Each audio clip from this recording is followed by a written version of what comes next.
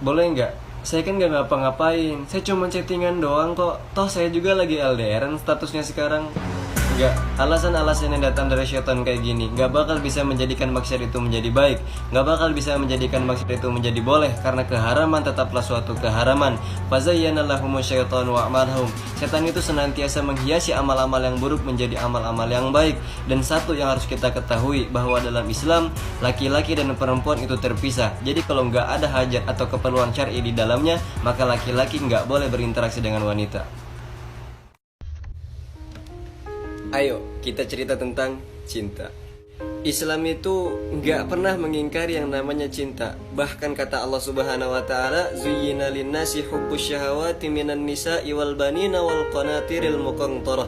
Memang dijadikan terasa indah dalam pandangan manusia itu cinta terhadap apa yang diinginkannya, mulai dari wanita, anak, harta, intinya tentang mata'ul hayatid dunya, kesenangan hidup di dunia. Dan Allah juga mensifati dirinya dengan sifat Ar-Rahman Ar-Rahim, yang maha pengasih lagi maha penyayang. Maka Allah tidak pernah mengharamkan yang namanya cinta. Akan tetapi Allah mengatur cinta sedemikian rupa baiknya sehingga kita juga bisa menyampaikan cinta dengan baik juga.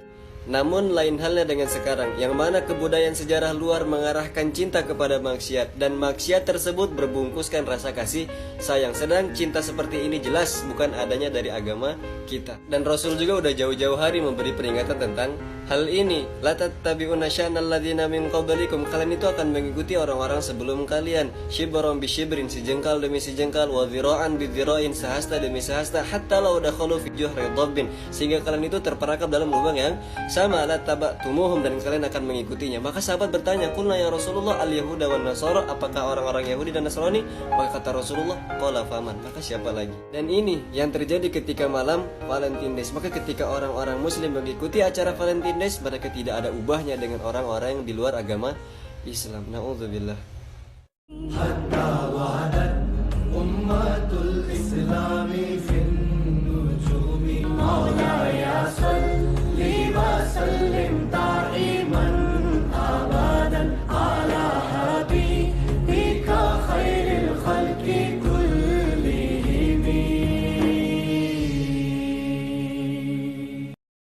Sosokan bet pengen hijrah, lo aja masih pacaran kan? Cowok lo noh urusin. Tenang, tetaplah istiqomah dalam berhijrah.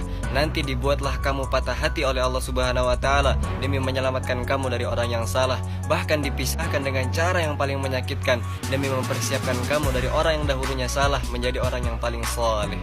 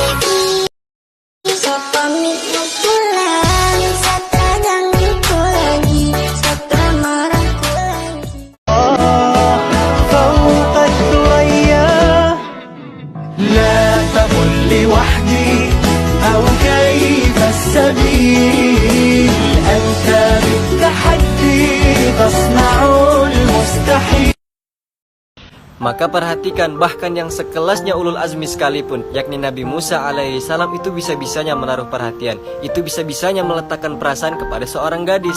Dan kita juga semua tahu bahwa Nabi Musa alaihissalam itu adalah seorang kalimullah. Tapi kok bisa-bisanya sampai jatuh hati, bahkan rela bekerja 10 tahun lamanya hanya untuk mendapatkan hati daripada wanita tadi. Maka apa yang dilihat Nabi Musa alaihissalam daripada sosok gadis ini? Bahkan ia rela bekerja 10 tahun lamanya hanya untuk mendapatkan mahar daripada wanita tadi. Indahnya kalimat yang Allah Subhanahu wa taala berikan dalam kisah ini. Faja'athu ihdahuma tamshi ala istihya. Maka diturunkannya surah Al-Qasas ayat 25 adalah jawaban dari Allah Subhanahu wa taala atas semuanya. Jadi tamshi ala istihya adalah kisah yang Allah berikan kepada kita tentang seorang wanita yang berjalan dengan malu-malu. Luar biasanya kalimat yang Allah Subhanahu wa taala kiaskan untuk wanita ini. Perhatikan, Allah Subhanahu wa taala tidak menyifati fisik atau kecantikan daripada wanita ini, akan tetapi Allah Subhanahu wa taala menyebutkan sifat termahal yang dimiliki oleh seorang wanita, yakni sifat malu.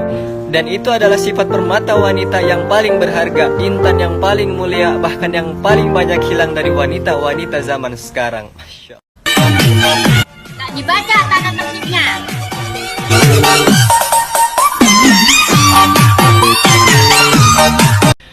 Bang, boleh nggak sih aku berdoa dengan menyebut namamu di sepertinya malamku? Boleh?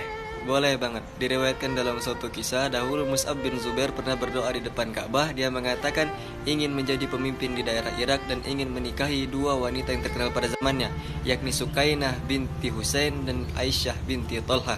Dua-duanya terkenal karena kepintaran dan kesolehannya. Berjalannya waktu, Allah Subhanahu wa taala membayar kontan apa yang diminta Mus'ab bin Zubair tadi. Dia menjadi pemimpin di daerah Irak dan dia menikahi dua wanita tadi, Sakinah binti Husain dan Aisyah binti Tolha. Sirah tadi menyampaikan kepada kita sebuah pelajaran besar, yang mana kalau kita menyukai seseorang, maka pinjamlah nama seorang tersebut dan sebutkanlah dia di depan Allah Subhanahu wa taala.